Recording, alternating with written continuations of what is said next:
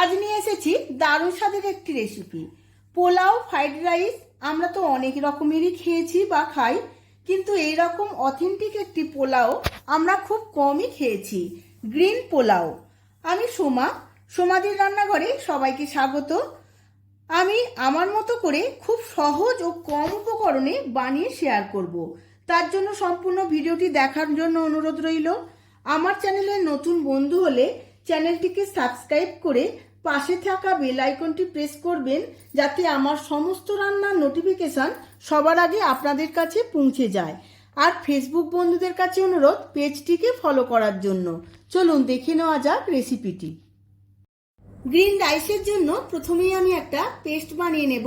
তার জন্য আমি মিক্সিং জার নিয়ে নিয়েছি। এর মধ্যে দিয়ে দিলাম এক আঁটি পুদিনা পাতা, এক আঁটি ধনে পাতা, আমি ডাঁটা শুদ্ধ ধনে পাতা নিয়েছি।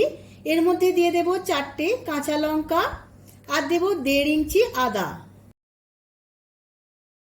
এবার এর মধ্যে দিয়ে দেব চিল ওয়াটার। আপনারা চাইলে বরফের টুকরোও দিতে পারেন। এখানে বরফের টুকরো বা চিল ওয়াটার দিলে ধনে পাতা ও পুদিনা পাতার কালারটা একদম সবুজ থাকবে। এবার সমস্ত কিছু মিহি পেস্ট বানিয়ে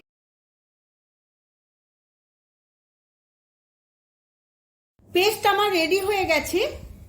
অন্যদিকে আমি পাত্র বসিয়ে নিয়েছি। এবার মূল রেসিপিতে যাব। পাত্রের মধ্যে আমি 2 চামচ ঘি এবং 2 চামচ সাদা তেল দিয়ে দিয়েছি। বেশ গরম হয়ে গেছে তেল ও ঘি। এবার এর মধ্যে কাজু আর কিশমিশগুলো ভেজে নেব।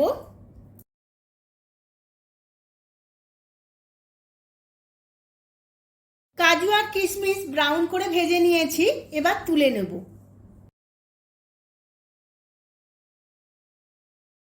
এবার ওই একই তেলের মধ্যে দিয়ে দেব একটা তেজপাতা, একটা শুকনো লঙ্কা, 1.5 ইঞ্চির মতো দারচিনি, কয়েকটা লবঙ্গ, 4টে ছোট এলাচ আর 2টো বড় এলাচ।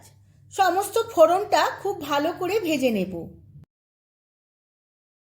সমস্ত ফোড়নটা খুব ভালো করে ভাজা হয়ে গেছে। এবার গ্রিন পেস্টটা আমি এর মধ্যে দিয়ে দেব। গ্রিন পেস্টটা দিয়েও আমি খুব ভালো করে কষিয়ে নেব।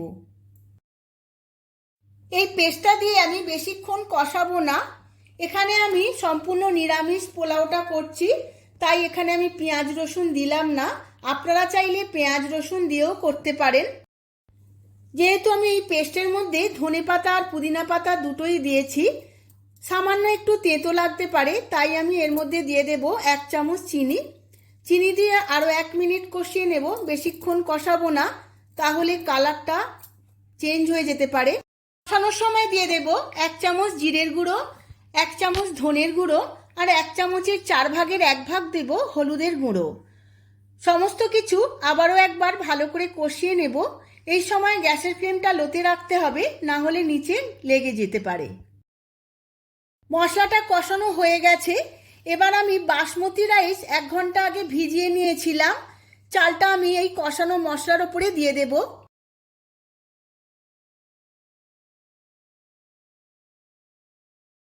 এবার চাল দিয়ে সমস্ত মশলাটার সাথে খুব ভালো করে 2-1 মিনিট কষিয়ে নিতে হবে, যতক্ষণ না চালের জলটা শুকিয়ে যাচ্ছে।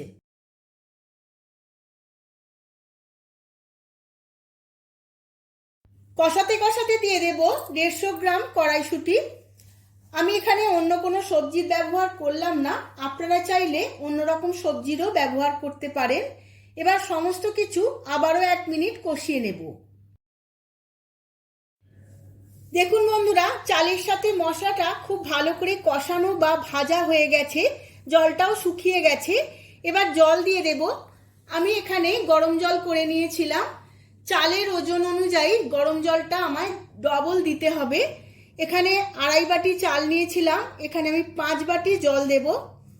জল দিয়ে খুব ভালো করে একবার নাড়াচাড়া করে নেব, যাতে সমস্ত কিছু মশলাটা খুব ভালোভাবে জলের সাথে মিশে যায়। এবার দিয়ে দেব স্বাদ মতো নুন।